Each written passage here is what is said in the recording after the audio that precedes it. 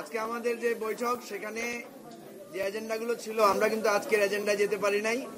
গতকালকে রাষ্ট্রপতির ক্ষমতা, রাষ্ট্রপতির নির্বাচন, সেই বিষয়টা নিয়ে যে আলোচনা ছিল সেটা থেকে আজকে শুরু হয়েছে। এখন ইতিমধ্যে প্রায় বিরতির সময় চলে এসছে।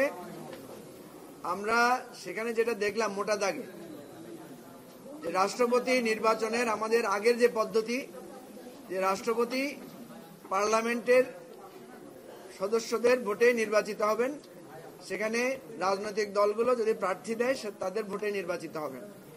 তো এটাকে আমরা সাধারণত যেটা বলি যে পার্লামেন্টারি ডেমোক্রেটিক সিস্টেমে যেটা হয়, এবং রাষ্ট্রপতির খুব বেশি তেমন ক্ষমতা থাকে না।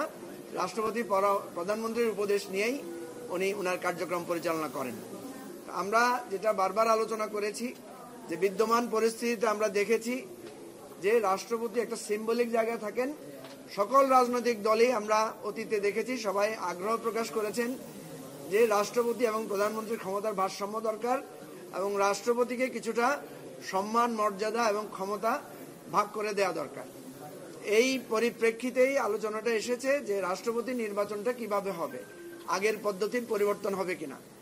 এখানে দুটো জিনিস, যে আগের পদ্ধতির পরিবর্তন হওয়ার পক্ষে বেশিরভাগ লোকেরই মত, কিন্তু যখনই পদ্ধতি নিয়ে আলোচনা হচ্ছে তখন দেখা যাচ্ছে পদ্ধতি নিয়ে সবাই একমত হতে পারছেন না। বেশিরভাগ একটা জিনিস আপনারা ধরে নেন যে আমরা একদম সর্বান্তকরণে সবাই একমত হয়েছি যে এই পদ্ধতির পরিবর্তন দরকার, রাষ্ট্রপতি এবং প্রধানমন্ত্রীর ক্ষমতার ভারসাম্য আনতে হবে। কিন্তু নির্বাচন পদ্ধতিতে গিয়ে আমরা দেখলাম দুটো আলোচনা এসেছে, যদিও একদম শেষ পর্যায়ে এসে একটা ইমপ্রুভমেন্ট আছে।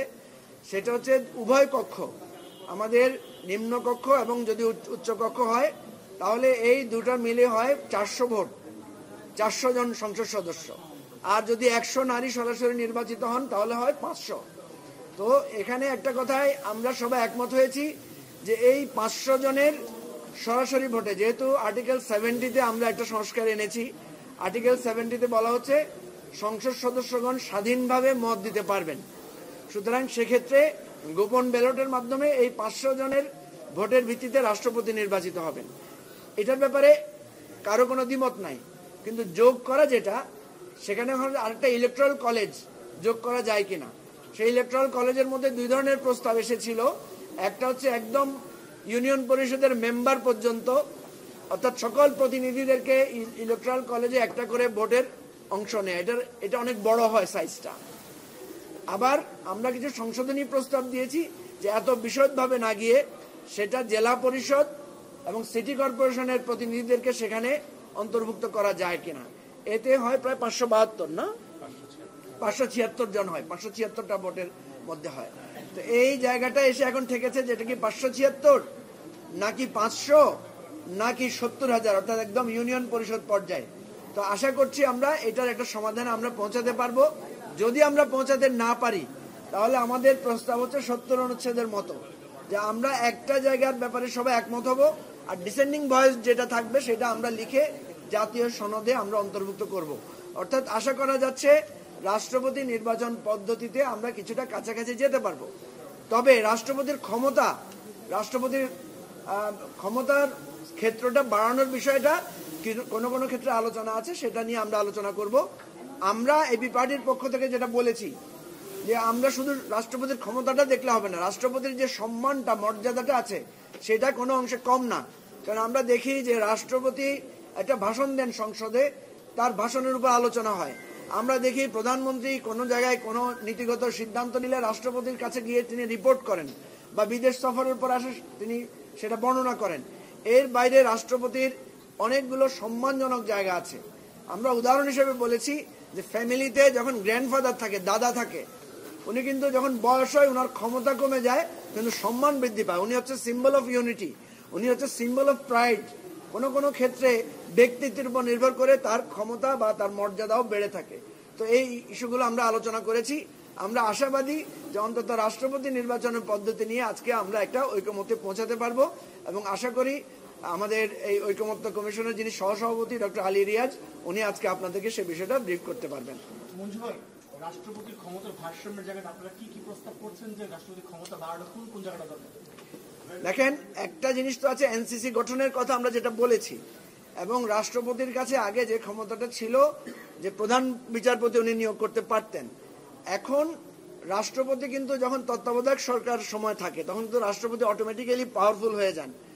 আর যে জায়গাগুলোতে আমাদের এটা 36 না অনুচ্ছেদ কততে রাষ্ট্রপতির ক্ষমতার কথা 48(3) অনুচ্ছেদে যেটা বলা হয়েছে রাষ্ট্রপতি প্রধানমন্ত্রীর উপদেশ অনুসারে কাজ করবেন। আমরা সেখানে বলতে চাচ্ছি যে রাষ্ট্রপতির পরামর্শক্রমে কাজ করবেন। এইভাবে রাষ্ট্রপতিকে, এরপরে ধরেন আমাদের সশস্ত্র বাহিনীর ব্যাপারটা আছে, এই জিনিসগুলো এখনো আমরা আলোচনা তুলি নাই, সেই জন্য আপনাদেরকে আগাম বলতে চাই না। আমরা এটা নিয়ে আলোচনা করব। তবে এই বিপার্টির পজিশন হচ্ছে যে ক্ষমতা বিকেন্দ্রীকরণ করতে গিয়ে আবার রাষ্ট্র যাতে মানে সরকার যাতে আনস্টেবল না হয়, কারণ যেহেতু আমরা একটা ফাইট করছি আপনার এনসিসি নিয়ে, আপনারা জানেন যে এনসিসি নিয়ে আমরা বিরাট ফাইট দিচ্ছি বা আমরা বিরাটভাবে এটার জন্য পক্ষে আছি। এনসিসিটা হলেই কিন্তু একটা মৌলিক জায়গায় একটা পরিবর্তনের দৃশ্য আমরা দেখতে পাবো। সুতরাং বিকেল পর্যন্ত আপনারা অপেক্ষা করেন, ইনশাআল্লাহ দেখা যায়। না, প্রধানমন্ত্রীর ক্ষমতা নিয়ে আলোচনা হয় নাই। সবাইকে ধন্যবাদ। মঞ্জু ভাই, একটা জিনিস রিপিট করা সেটা হচ্ছে আপনি যেটা বলতেছেন যে দুই কক্ষের আর কি, যদিও 500 সদস্য হচ্ছে 100 আর 400, তো দুই কক্ষের প্রত্যেকের সরাসরি ভোটে আর কি হচ্ছে রাষ্ট্রপতি নির্বাচিত হবে, এটার আপনারা মত দিয়েছেন, ব্যাপারটা এমন না? রাষ্ট্রপতি নির্বাচনের যে ইলেকট্রাল কলেজ আছে সেখানে তো দুই কক্ষের সংসদ সদস্যরা থাকবেন, এটা প্রস্তাবনায় আছে। আগে যেটা ছিল শুধুমাত্র নিম্নকক্ষের পার্লামেন্টের মেম্বাররাই শুধু রাষ্ট্রপতি নির্বাচনে ভোট দিতেন, এখন উচ্চকক্ষ যদি হয় উচ্চকক্ষের সদস্যরা ভোট দিবেন। এখানে গুণগত কথা যেটা সেটা হচ্ছে আগে 70 অনুচ্ছেদে দলের প্রার্থীর বিপক্ষে ভোট দেওয়ার ক্ষমতা ছিল না। এখন 70 অনুচ্ছেদে আমরা যে অ্যামেন্ডমেন্টটা এনেছি বা সংস্কারটা করেছি সেখানে দলের প্রার্থীর বিরুদ্ধেও সংসদ সদস্যরা ভোট দিতে পারবেন। এবং সেখানে আরেকটা জিনিস যোগ করা হয়েছে, সেটা হচ্ছে আগে হাত তুলে ভোট নেওয়া হতো, আমরা বলেছি গোপন ব্যালটের মাধ্যমে এই ভোটটা দেওয়ার জন্য। আপাতত এতটুকু অগ্রসরতা আছে, বাকিটা আচ্ছা। আজকেও আরেকটা জিনিস দেখা গেছে যেটা প্রফেসর আলী রিয়াজ বলেছেন যে অনেক রাজনৈতিক দল দেখা যাচ্ছে তাদের মত পরিবর্তন করেছেন ব্যাখ্যাহীন ভাবে। আবার উনি বলেছেন আমরা কিন্তু ওনাদের কাছে আরেকটা রিভাইজ প্রপোজাল চেয়েছিলাম, অনেক রাজনৈতিক দল এই রিভাইজ প্রপোজালটা দেয় না, এটা উনি ফুটনোট দিয়েছেন, হয়তো উনি আবার বলুন। ধন্যবাদ সবাই।